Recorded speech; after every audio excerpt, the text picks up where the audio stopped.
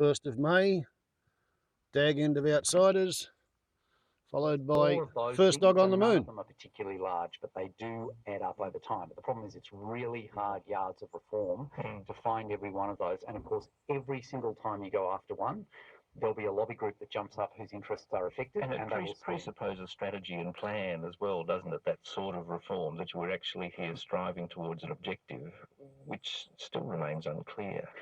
And it's patient, and it's very, and it's tedious, and it's in a sense not very exciting.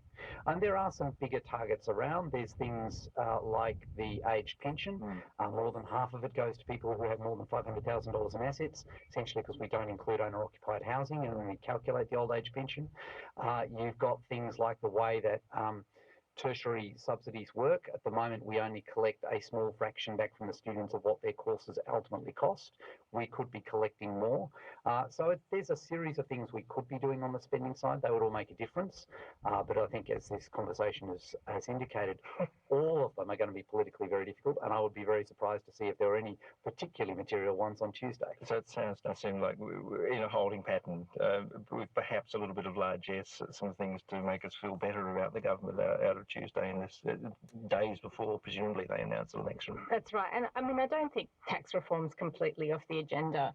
I just think they're just trying to neutralise things that are being too explosive to go near, like GST rises or, negative gearing. I think these things will all come back into the discussion after whoever gets elected actually has a mandate and maybe can actually pass laws.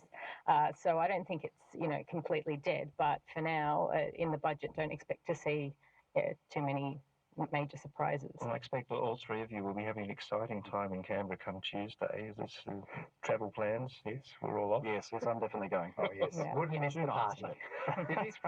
Whatever happens, it is, of course, always a standout annual moment of political theatre. There is that going for it, I guess. Although, I guess scene one, maybe scene them all. No. I don't know that anybody goes for the meat pies anymore. Who puts on the best spread? Used to be your organisation, Adam, was fairly well catered. Look, I've only been doing it 4 years, but the post-budget celebrations, yes, that is always lots of fun. That is the highlight of the week for me, certainly, not the budget itself. Well, there we go. There's the insider's view. Never mind the budget. Head to the pub after. Your outsiders this morning, chewing over Tuesday's big moment for Scott Morrison, for all of us, the federal budget. Adam Crichton, economics correspondent with the Australian newspaper. John Daly, CEO of the Grattan Institute, and Nasim Karim, Business Day deputy editor at Fairfax Media. Not long to wait now. How many sleeps? A couple. And all will be revealed. Your election year budget, Tuesday night.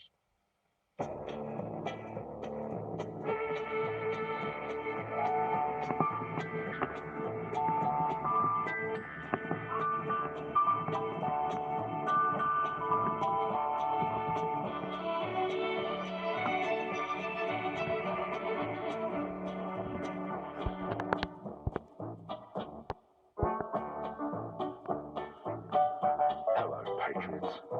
Welcome to First Dog on the Moon's Guide to Modern Living. I'm the Walkley Award-winning editorial cartoonist for The Guardian Australia, First Dog on the Moon.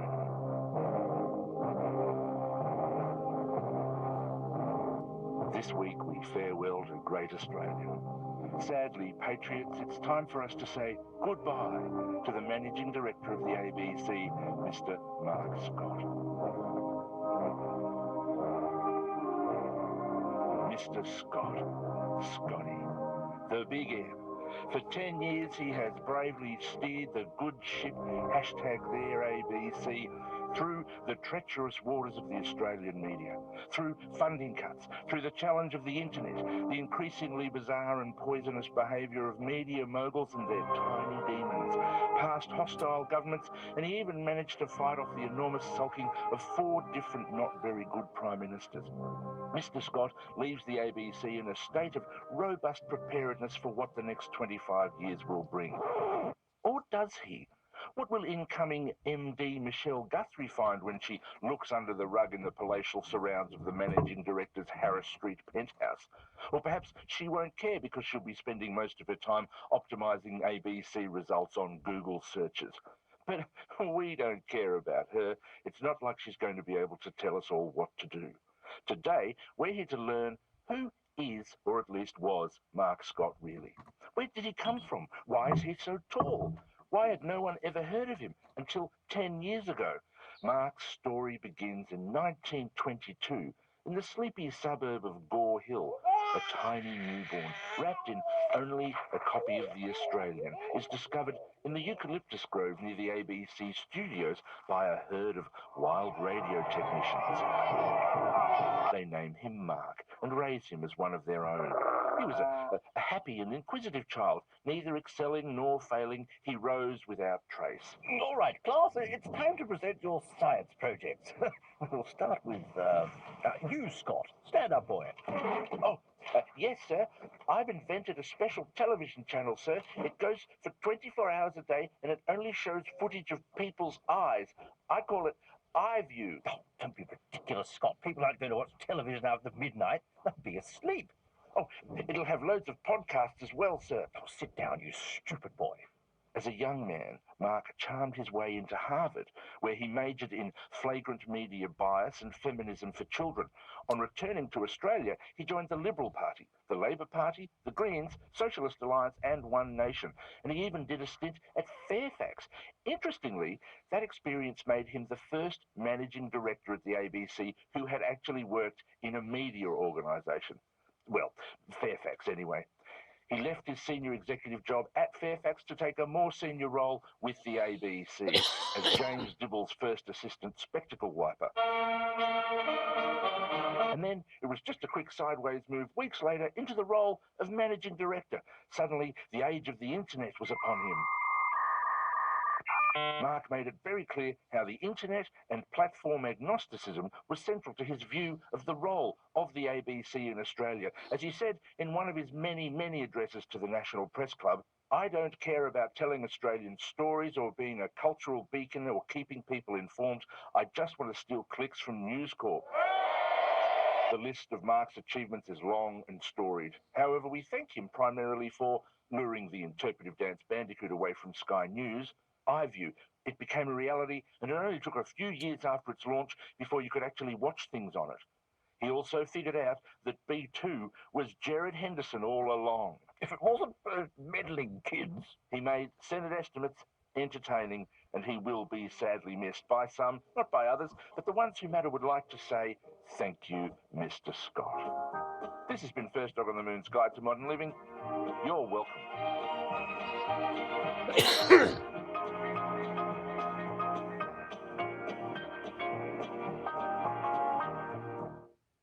Well, I am delighted to announce that I misheard the introductory promo a couple of hours ago. First Dog was not saying goodbye to the ABC, he was saying goodbye to Scott, Mr. Scott.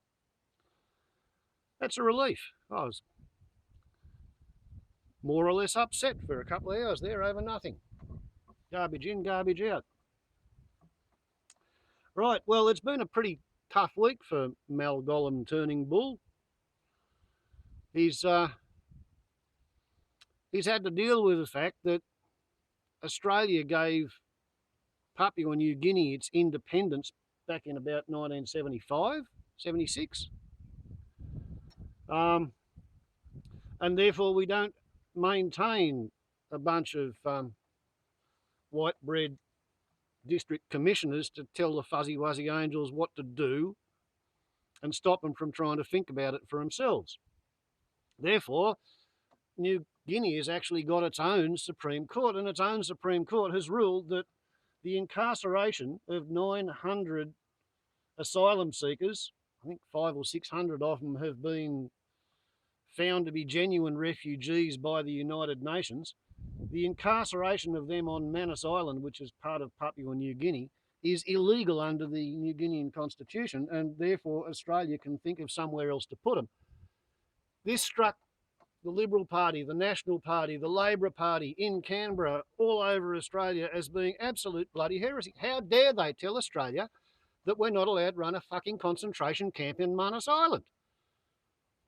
How dare they? Don't they know this is white Australia? We get to choose who comes here because, you know, the last lot of fucking boat people showed up with Governor Phillip. 1788, we still haven't got rid of the bloody boat people. Everything they've touched, they've turned to shit. We're terrified of what the next lot of boat people are going to do.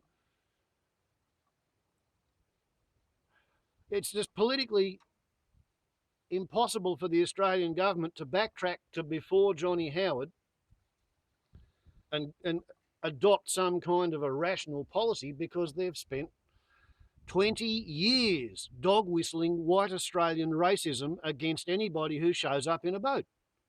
You turn up with false papers on a friggin' jumbo jet, and that's cool, you know. Come out here and blend in. We like that.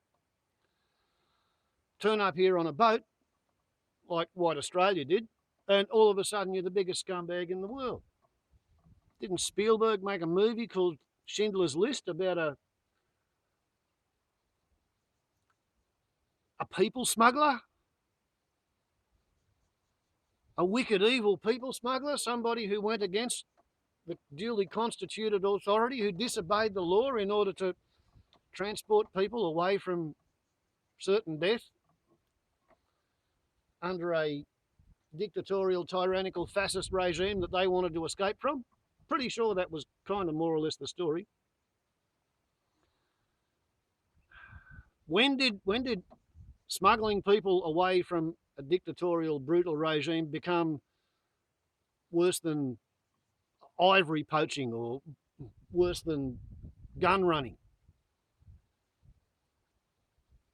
It was when Johnny Howard and his mob decided to call anybody with a boat who was prepared to risk the sea voyage to take passengers from where they didn't want to be to where they wanted to go, regardless of whether they had paperwork, call them a people smuggler. Demonise them. Don't let them be a hero. You know, I suppose the Underground Railway in the American Civil War, they were a bunch of bloody criminal people smugglers too, weren't they? Let alone that bloody Nancy, the White Mouse. The Australian lady who lived in Paris and smuggled, shot down airmen out from under the German noses and got them back to England so that they could fight again. She was just a fucking people smuggler. Chuck Yeager, the first bloke to break the speed of sound, he got shot down over Europe. He hung around with the French Marquis. In his autobiography, he says, "There I was, a bomb maker to a terrorist gang that was good fun and interesting work." That was before the people smugglers got him to Spain. And he got back to England and he got to fly more missions against the Germans. It's only very recently that people smugglers have stopped being heroes and started being the bad guys. So it's going to be interesting to see the Liberal Party, the Labor Party and the National Party try to come to terms with the fact that it doesn't matter what they agree among themselves. You know, it's just like if the CWA, Country Women's Association, had an afternoon meeting and they voted to decide that the gardener at the Park Creek looked creepy, therefore he was probably a pedophile, thus and because they should call tenders for him to be shot on suspicion. It doesn't matter what the fucking idiots in Canberra decide is good for their political career. You can't go having a concentration camp in the neighbouring country once the people who live there tell you to fuck off.